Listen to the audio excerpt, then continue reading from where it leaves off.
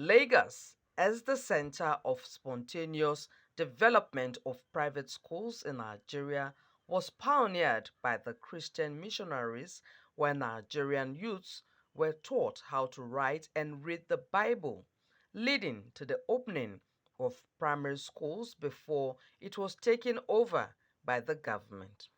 The demand for qualitative secondary education increased and provided a window for private entrepreneurs as partners in the provision of quality education for the teeming population of Lagos State. From the 90s and the 2000s, a lot of parents, particularly in Lagos State, felt that the government schools were not up to the standards that they require for their children. Government schools were not providing the kind of quality education that they were getting previously from these schools.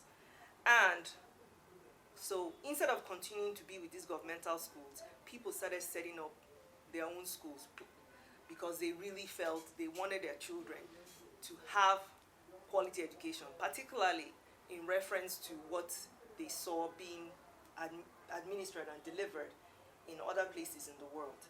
We have over 18,000 of these private schools all across the state. I mean, it's incredible. As commendable as the efforts of private schools in Lagos are in promoting learning and quality education, it comes with its own challenges and impacts. The quality of manpower that they have, we don't have enough teachers. You go into these schools and there are not enough teachers. And then if you do have these teachers, a lot of them are poorly trained. And again, this is not a peculiar issue for us, it's a global phenomenon. And the state of facilities they have. The needs that we have are enormous when you're teaching science.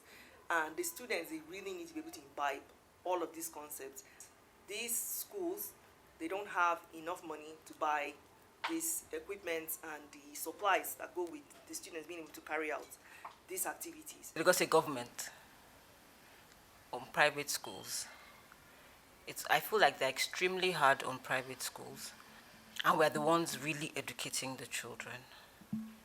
There's so many fines, so many levies that they keep,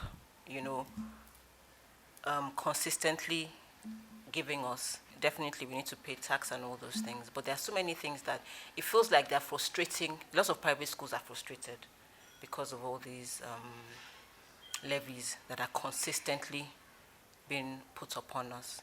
They have been supportive. In the recent years, they have been more supportive, especially with the likes of Mrs. Adefisayo, who is in there. She understands the system, so she's able to infuse some of the things that she knows about private schools into that.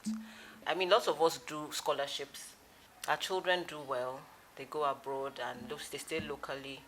Our children are doing very well. For instance, today we just got some results and A stars, A, the teachers are working very hard. So it's nice, and we see lots of our children, personally, I would say a lot of our children have gone abroad to do amazing things there. They've gone on scholarships. The growing number of private primary and secondary schools has mandated the Lagos State Ministry of Education to control and regulate the standard of education in the state. We have a unit, an agency unto itself within the Ministry of Education, and it's called Office of Education Quality Assurance, OEQA. And they are the ones who go around various private schools across the state to make sure that they meet and match whatever standards that we've set. This amount of space you should have when it's a primary school, this amount of space you have at a secondary school, what kind of credentials the teachers should have. Are you meeting the curriculum? Are you using the scheme of work correctly? We have taken the curriculum as handed down to us by NERDC, that is from federal, and we broke it down here in Lagos to the topics, what kind of skills the students are going to have at the end of each of those topics.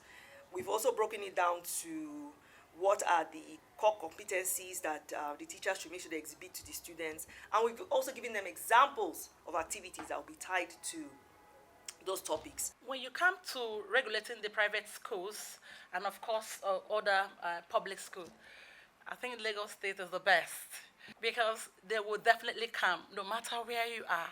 That sometimes they do the inspection maybe 3 or 4 years. That one, you see them coming, they will come and spend the whole week with the school. They will move around the classroom. All departments, the teaching, non-teaching, the cook, the crèche, they will go around to make sure that the private school is doing the best, is doing the right thing. Today, none of the educational level, primary, secondary, tertiary schools in the state is left without the participation of private individuals, missions, and private agencies which cannot be undertaken by the government.